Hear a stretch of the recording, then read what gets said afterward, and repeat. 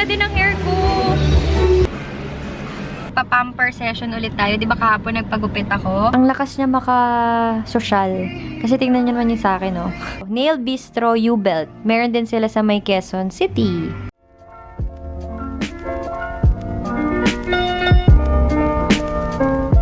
Hi guys! Welcome back, and for today I decided to vlog para mapakita ko sa inyo yung ginagawa ko pang araw-araw. Actually, hindi nga ito yung ginagawa ko araw-araw kasi nagbakasyon na sila Kel. Mas maaga pa dapat ako nagigising, tas nag-aasikaso pa syempre pinapakain, pinapaliguan ko siya, tas hatid sa school, then babalik dito. Pero ngayon nga, wala kasi nga.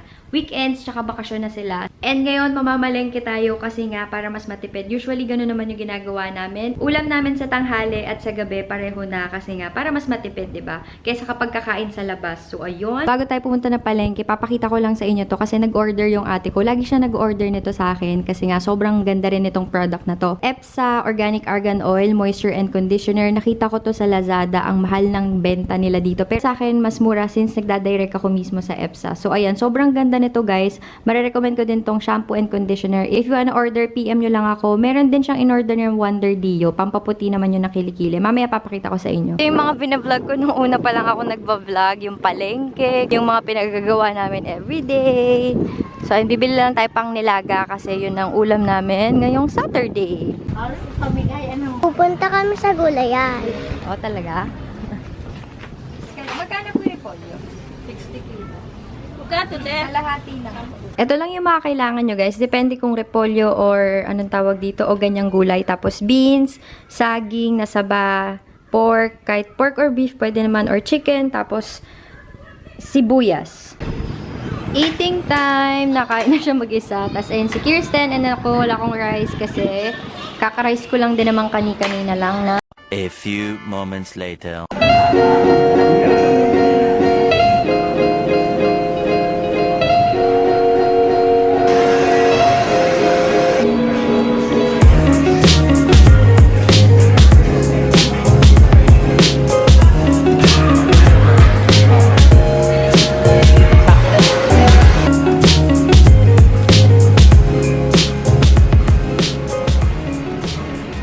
Tapos na ako mag-haircut. Wala naman, papakilala ko lang po kayo. Siya yung gumawa na hair ko, sobrang ganda. Para akong Koreana. Si Sir Donnie. Yan. If ever mapapadaan kayo sa SM South Mall, ang ganda ng gupit niya. Thank you po. Thank you. Yan. Sir Donnie, bye-bye. Bye. Si Kuya din, Kuya Elsie na ba? Bye-bye, Kuya. Thank you. Bye-bye po. Bye-bye. Tignan natin reaction ni MJ. Ano? Ano yung tsura? Yeah, look at my hair. Mommy? Yeah! Am I cute? Yeah! Look at my hair. Okay ba? Maganda? Mommy, come here! Okay, maganda. Just got home. Alam niyo, natutuwa ako sa hair ko. I'm so happy. Marerecommend ko yung Mikey na, ang tawag doon? Parlor. Parlor ba tawag doon? Salon sa SM South Mall. Tapos hanapin nyo lang si Donnie. Tapos ayun, maganda siya mag-hairstyle. And kakain na kami ng dinner ni MJ. Hindi pa kami nakain, dito na kami kakain. And nag-uwi si mama ng burger steak, kimchi ng tita ko, tapos nilaga yung kanina. Tapos eto, pinabili ni mama. Nag-buy one, take one kasi sa Landers. Sobrang sarap nito, guys, as in. Yung mga ganitong pagkakataon, hindi na po pinapalampas. Dapat kinakain to agad. Yan, nagpadala si Nanasis ng kusina ng mangga, tsaka ng bagoong. Tikman natin mamaya kung masarap pa siya. After namin mag-dinner. Nandito na ako sa kwarto, guys. Tapos, papakita ko lang yung ginamit ko kanina. Just Blend Glam Skin Manila X Debbie Santos. Ang shade ko dito is light beige. Alam ko, March 18 magla-launch sila. Pero, for sure, late upload ako. So, if ever na gusto nyong bumili, I'll link it in the description box. And then, for my lips, ito yung ginamit ko. From ano to? From Bubuchik. Ito siya, mga beshi, pero hindi ko pa natatry lahat ng shade. Pero yung nasa akin is yung Flirt. I really like this. For everyday lang siya. Hindi siya ganun ka-long lasting. Pero alam nyo yun, kung gusto nyo ng pang everyday lang, ganyan, maganda siya. Tapos maganda din yung kanilang packaging. Pati yung PR nila, ang cute, diba? Retouch lang ako kasi aalis kami computer shop. Kahit may computer naman dito sa bahay na. Ayan, ganyan siya, guys, ah. Kumakalat lang din sa ngipin, kaya kanting ingat. Yeah, nandito na kami sa may paglalaroan namin. Dati, alam nyo, inuman to. Kung taga Las Piñas kayo. College days namin. Autoville. hindi ka naman nakasama. Autoville ang tawag dito. Ngayon, food park na siya. Pero okay lang naman. Tagal kong hindi nakabalik dito. Let's go! The next day. Hi guys! Welcome to another vlog. For today, magpa-pamper session ulit tayo. Di ba kahapon nagpagupit ako? Tapos, ba't ang liwanag, no? Ngayon naman pupunta tayo sa Nail Bistro and isasama namin yung mama na MJ kasi nga gusto din namin siyang mapamper. So, ayun lang naman. Dapat kasama namin si Kiel pero ayaw niya na sumama sa amin. 4 years old pa lang yun pero yun nga, sinasabihan niya na kami na gusto niya lang sa bahay, ganun. Okay lang ba yun? Pero okay lang din naman sa amin kasi para hindi na siya maiinip doon. Tapos nandyan naman si mama tsaka yung kapatid ko, kaya tsaka yung pinsan niya si Kirsten, kaya hindi naman siya maboboard doon. Talagang pinipilit namin siya sumama kasi nga hindi pa siya nakikita ng mama ni MJ ulit. Pero dadaan na lang kami dito mamaya. Yun lang naman. Hi daddy. Hey guys. Ang ganda ng hair ko, parang si Cleopatra. Alam mo ba kung saan nakapwesto yun? Yung 2020? Map? Sa kalsada lang. Dito tayo sa Nail Bistro. Na-invite tayo para mag-try ng kanilang services.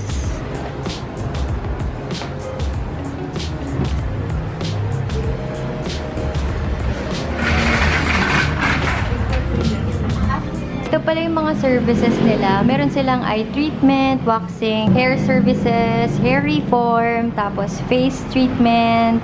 May slimming din sila, mga RF and massages. May mga spa din, gel polish, gel extensions, foot treatment. Sobrang dami. Tapos affordable lang din. If you wanna visit guys, sa ano to, Nail Bistro sa may U-Belt. Nilang design ng nail extension. Tapos may mga ano din, mga bato. Super cute. Birthday kasi ni mama, kaya siya na lang yung i-treat natin for today. Thank you Nail Bistro. Ayan o, sobrang dami as in. Bumili lang ako ng sago dito sa labas. Tapos, saglit lang naman to kasi kailangan ko din bumalik agad para samahan si mama. Tapos, alam niyo yung pagkapasok na naman namin, nakita ko din yung facial expression niya dun sa mama ko na parang natuwa, na ewan kasi nga, syempre, treat din namin to sa kanya. Kaya thank you kay Nail Bistro kasi nga, in-invite niya kami. Tapos, sinabi ko na kung pwede ba, yung mama na lang ni MJ yung kukuha ng treatment and sabi niya yes. Kaya super thank you po kasi magba-birthday na rin siya and parang yun na din yung surprise birthday gift namin sa kanya. Tapos kakain kami sa labas siguro or banding sa bahay nila. If ever you wanna visit, meron sila sa Tandang Sora, dito sa may U-Belt, tapos meron din sila sa may Quezon City. Ilalagay ko na lang yung information dito sa screen. Super confident kaya perfect if you wanna treat your girlfriend, friends, and mother. Diyan. Okay na po? Wait lang, kukunin ko din. Happy ba kayo, ma? Hindi naman kayo nagulat. Happy kayo? Siyempre, happy. Magbe-birthday na kasi Happy. siya. Thank you, Miss Yana. Thank you.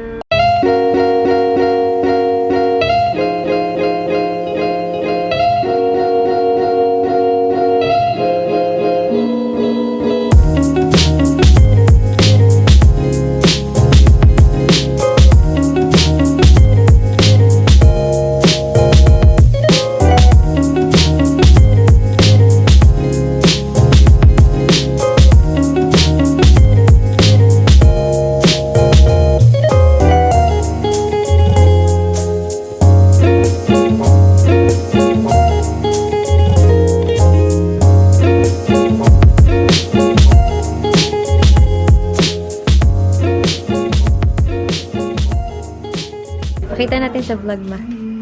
Tapos na. Sobrang ganda, guys. Alam niya, naiingit ako. Super ganda. Ang galing niya, Ate Jude or si Jude yung hanapin nyo dito. Ang galing niya, Sabi nga ni mama, tip lang daw. Pero tignan nyo naman. Sabi kasi kapag mapapa-nail extensions kayo, bonggahan nyo na kasi minsanan lang naman yan. Happy ka ba, ma? Sobrang happy. Ganda-ganda. Next na gagawin naman kay mama, nail. Ano bang tawag dyan? Nakalimutan ko. Ate, anong tawag dyan? Eyelash lift. Nakakalimutan ko yung tawag. Nag-start na sila. Ayan. Dito maganda. Labas muna kami kasi medyo matagal pa yung sa, anong tawag doon na naman? Nakalimutan ko na naman yung tawag. Basta yung procedure na ginagawa kay mama. Lash lift. Yan, ihaw-ihaw. Tapos, ayun lang yung nail bistro. Marami namang kainan dito, guys. Ayan lang, oh. Diyan lang siya. Sa tapat ng ihawan, guys, merong ganito. Akala ko sa may mga mall lang may ganito. Pero, ayan, oh. Ang galing, nakakatuwa. Tapos, may mga chocolates din sila dito. Tapos, ito, guys, parang ang sarap-sarap. Masarap naman. 12 pesos lang to. A few moments later. Okay lang. Tapos na nakalimutan ko na naman yung tawag. Lash lift. Ayan. Nagkaroon na si mama ng lashes. Kasi maiksi lang yung lashes niya. Tapos yun, nakaangat na siya. So happy. Happy din siya. Ayan. Si Ate Jude. Siya yung gumawa ng nail. Thank you. Sa lash lift naman, si Ate... May ate? Mari po. Mari pala. Ayan. Bye-bye po. Bye, ma'am. Thank you. Bye-bye.